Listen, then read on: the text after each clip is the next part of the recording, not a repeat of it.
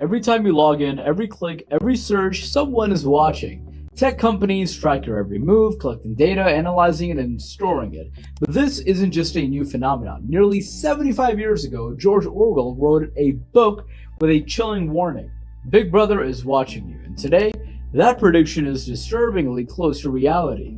This is the issue of tech privacy and data surveillance. How Orwell's world became our reality. In 1984, Orwell warned us of a world where a powerful government monitors and controls every aspect of our lives.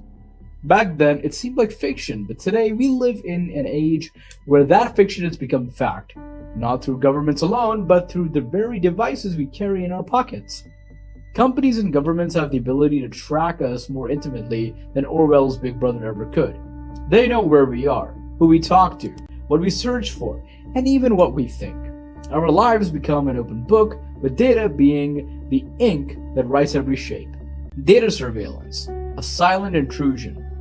Orwell's 1984 describes a society where people are constantly monitored, and in today's world, we've invited surveillance into our lives. We gave it permission, sometimes unknowingly, with every accept button we click. We've reached a point where tech companies know more about us than we know about ourselves. Every search, every message, every purchase becomes data. Data that is used to track us, influence us, and manipulate us. It's Big Brother on steroids, an invisible watcher who knows everything, but reveals nothing. The dangerous part of data. Orwell's Big Brother used surveillance to maintain control through fear and propaganda. Today, it's not fear, but manipulation that controls us. Our data isn't just collected. It's used to nudge our behavior, shape our opinions, and control what we see online. Our personal data is sold to advertisers, used by political campaigns, and shared with governments. And the worst part? Most of us don't even realize how much we're being watched. Just like Orwell's characters who feared the ever-present gaze of Big Brother, and today, we live under constant surveillance, but we've grown used to it. The manipulation is subtle, almost invisible. Suspenseful twist. When Orwell's vision turns personal. But what happens when this surveillance goes too far? Orwell's vision wasn't just about watching, it was about control.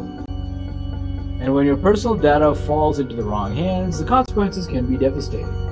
In Orwell's world, people lived in fear of Big Brother's watchful eye. Today we live in fear of our personal information being exposed, stolen identities, hacked accounts, and private data being sold on the dark web. Orwell's nightmare of surveillance isn't a far-off dystopia anymore. Hope for a safer future, taking back control. But there is hope. Just because we live in a world of surveillance doesn't mean we have to accept it. We have the power to take it back. We have the power to take back control. Use privacy tools. First, start with privacy tools. Adjust your settings on social media. Limit data that you share and always enable two-factor authentication. The more control you take, the less power companies have over your information. Use encrypted apps. Second, use encrypted tools like Signal or Telegram for messaging. End-to-end encryption ensures that only you and the person you're talking to can see your messages.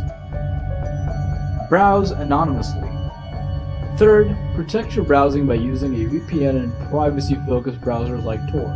These tools hide your IP address and make it difficult for companies or governments to track your online activity. In 1984, Orwell painted a grim picture of a world dominated by surveillance and control. Today, we see echoes of that in our own. But we're not powerless. Unlike the characters in Orwell's novel, we still have a choice. We can protect our data, safeguard our privacy, and resist the encroachment of digital surveillance. The issue isn't just that we're being watched, it's that we've been conditioned to think that we can't do anything about it. But we can. By taking small steps, we can protect our privacy, our freedom, and our future. This was What's the Issue? Share your opinion in the comments section and don't forget to subscribe for more topics.